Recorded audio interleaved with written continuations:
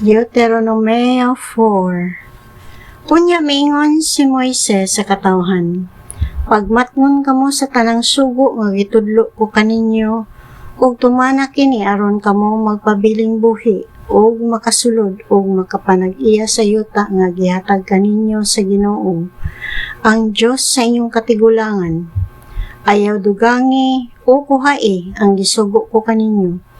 Tumana gayud ninyo ang gisugo sa Ginoo nga inyong Dios. Nakita ninyo nga gibuhat sa Ginoo didto sa bukid sa Peor. Gipatay sa Ginoo nga inyong Dios ang tanang tawo nga misimba kang Baal. Didto apan kamo nga nagpabilin nga matinud-anon sa Ginoo nga inyong Dios buhi hangtod karon. Gitudluan ko kamo sa mga balaod ug mga tulumanon, sumala sa gisugo kanako sa Ginoo nga akong Dios, aron tumano ninyo kini didto sa yuta nga inyong agtuan o panag-iyahon. Tumana ninyo kini kay mao kini ang ilhanan nga kamo maalamon at tubangan sa katawhan. Inikadungog nila ni ining tanang mga balaod, moingon sila, sa walay duha-duha ang katawhan ni ining dakong nasod, maalamon o masinabuton. Kay walay laing nasod bisag unsa pa kini kagamhanan nga duol kaayo sa ilang Dios sama kaduol sa Ginoo nga atong Dios nganhi kanato sa dihang musampit kita kaniya.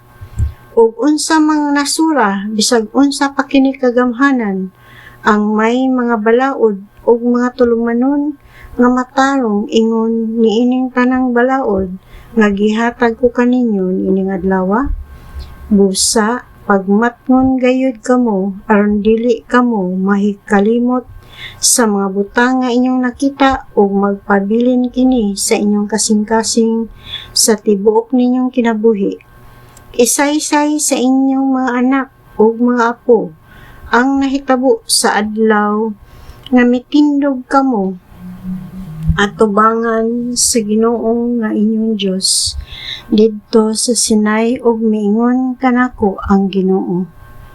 Tiguma sa akong atubangan ang katawhan kay pabation ko sila sa akong mga pulong aron makakat-on sila sa pagkahadlok kanako sa tibok nilang kinabuhi o sa ingon tudluan nila ang ilang mga anak.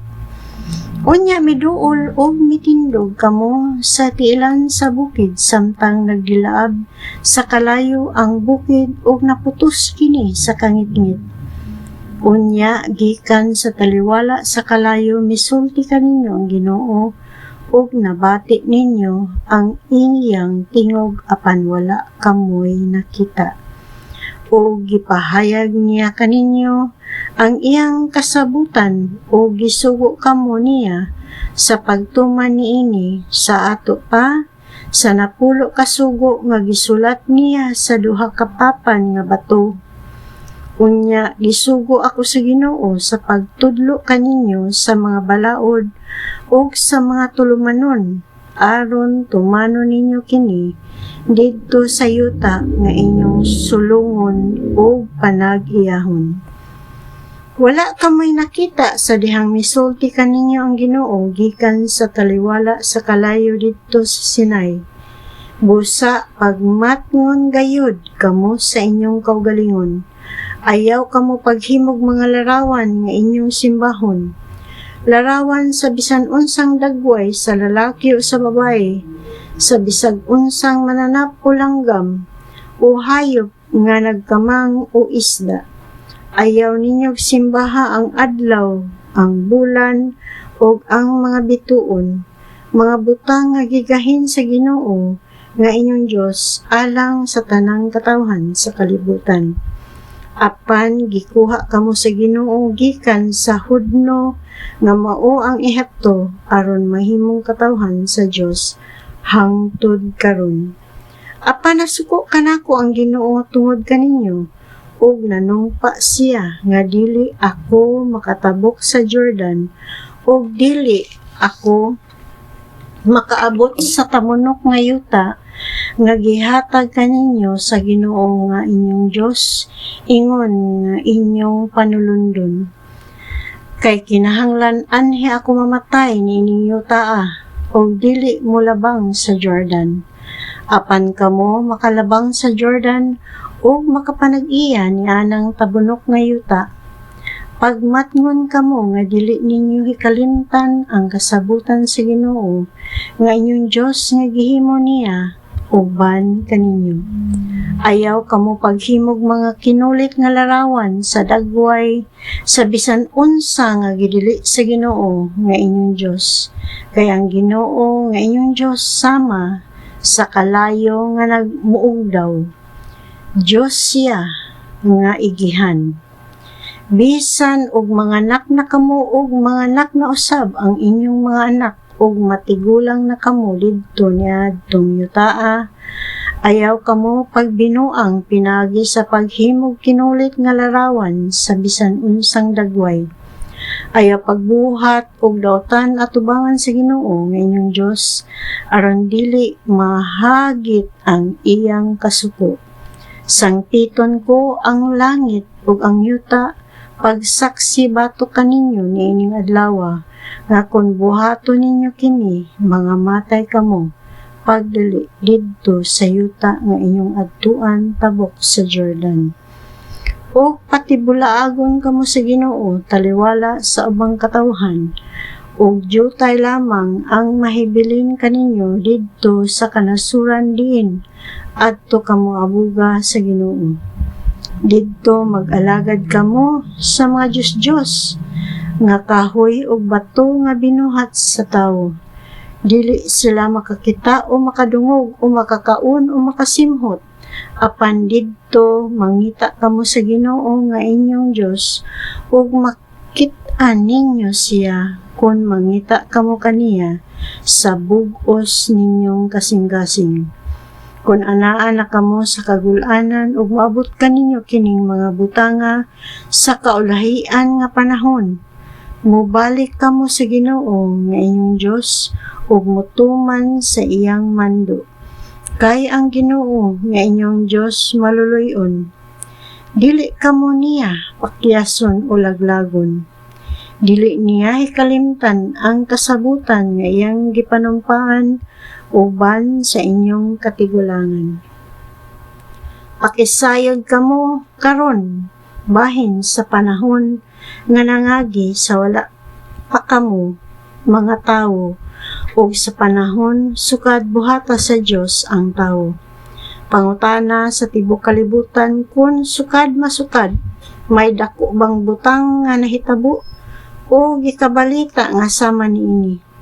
May katawhan ba nga nakabati sa tingog sa usa ka Dios nga misulti gikan sa taliwala sa kalayo ingon sa inyong nadungog ug buhi pa ba gihapon sila? May Dios ba nga misulay pagkuha sa katawhan gikan sa usa ka nasod aron mahimong iyang katawhan sama sa gibuhat sa Ginoo nga inyong Dios? Gikuha kamo niya sa Ehipto. Nasaksihan ninyo ang iyang gahom sa dihang gisilutan niya ang Ehipto pinaagi sa mga katalagman nga makalilisang og sa gubat. Naghimo siya mga milagro og timailhan og uban pang makalilisang nga mga butang. Gipakita kini kaninyo sa Ginoo nga inyong Dios aron kamo masayon nga ang Ginoo mao ang Dios ug wala nay lain. Gikan sa langit gipabati kamo niya sa iyang tingog aron kamo mapanton niya o gipakita kamo sa iyang balaang kalayo ug nabati ninyo ang iyang tingog gikan sa taliwala sa kalayo. Ug tungod kay gimahal man niya ang inyong katigulangan, gipili niya ang ilang mga kaliwat ug pinaagi sa iyang gahom. Gikuha kamo niya sa Ehipto. Giabog niya ang katawhan nga mas gamahanan pa kay kaninyo aron makasulod kamo ug ikahatag niya kaninyo ang yuta nga inyong panulundon. Busa hibaw-i ninyo niining adlaw ug itanom kini sa inyong kasing-kasing nga ang Ginoo mauray Diyos sa langit ug sa yuta.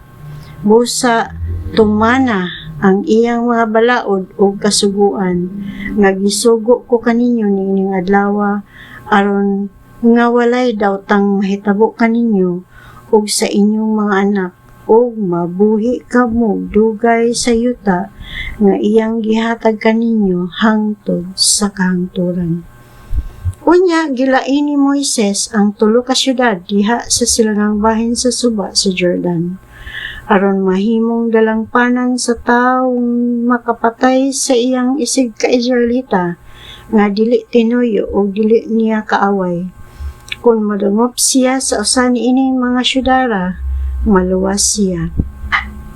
Ang mga syudad mao kining mosunod: ang Bezer didto sa kamingawan alang sa mga sakop sa banay ni Ruben, ang Ramot sa Gilead alang sa mga sakop sa banay ni Gad, ug ang Golan didto sa Basan alang sa mga sakop sa banay ni Manases. Mao kini ang mga balaod nga gihatag ni Moises ngadto sa katawhan sa Israel sa nakagula na sila sa Ehipto. Ning higayuna didto na sila sa tabok sa Jordan sa walog at bang sa lungsod sa Bet-peor sa yuta ni Sihon, ang hari sa mga Amorihanon nga naghari sa Hesbon. Gibuntog siya ni Moises o sa mga Israelita sa pagawas nila sa Ehipto, o gipanag-iya nila ang yuta ni Sihon ug ang yuta ni Og nga hari sa Basan. Sila ang duha ka hari nga Amorihanon nga nagpuyo sa silangang bahin tabok sa Jordan.